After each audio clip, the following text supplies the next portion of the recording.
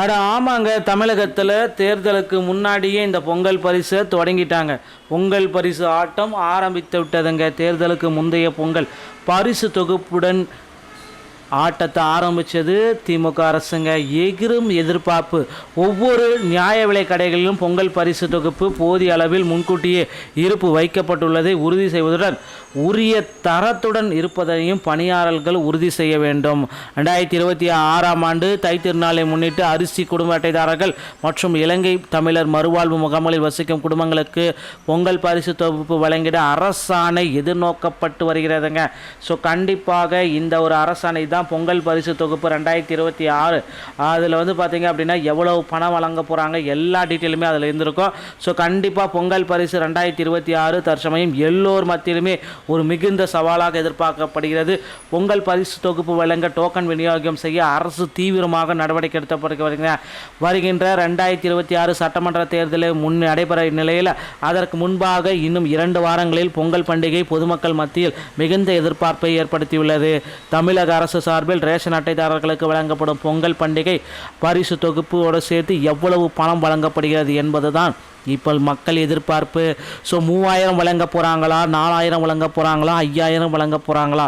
So எல்லாருமே எதிர்க்கட்சி தலைவர் எடப்பாடி பழனிசாமி குடும்ப அட்டைதாரர்களுக்கு 5000 வழங்க வேண்டும் அப்படின்ட்டு கோரிக்கை வைத்துள்ளார். அது மட்டுமே இல்லை, பிரச்சாரங்களிலும் இதை தெரிவிச்சிருக்காருங்க. இந்த நிலையில் பொங்கல் பரிசு தொகுப்புகளை வழங்கும் நடவடிக்கைகளை விரிவுபடுத்தும்படி அதிகாரிகளுக்கு உத்தரவிடப்பட்டுள்ளது.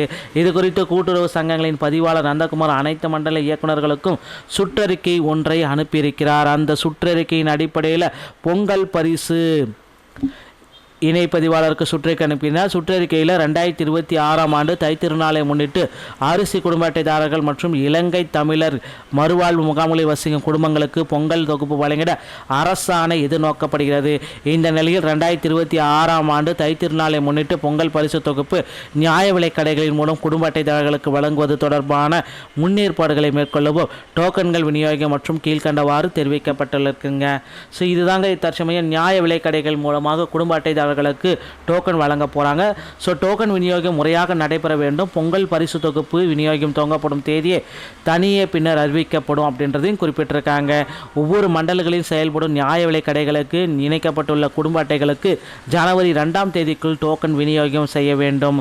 நியாய விலை கடைகள் நடத்தும் அனைத்து வகையான நிறுவனங்களும் ஏஜென்சிஸ் பொங்கல் பரிசு தொகுப்பு விநியோகம் செய்யும் தேவையான டோக்கன்களை கூட்டுறவுத்துறை அச்சிட்டு வழங்க அறிவுறுத்தப்படுகிறதுங்க. குடும்ப அட்டைதாரர்களுக்கு சுழற்சி முறையில் ஸ்டாக்கிங் சிஸ்டம் பொங்கல் தொகுப்பு விநியோகம் மேற்கொள்ள ஏதுவாக குடும்ப அட்டைகள் பிரிக்கப்பட்டு தெருவாக பராமரிக்கப்பட வேண்டும்.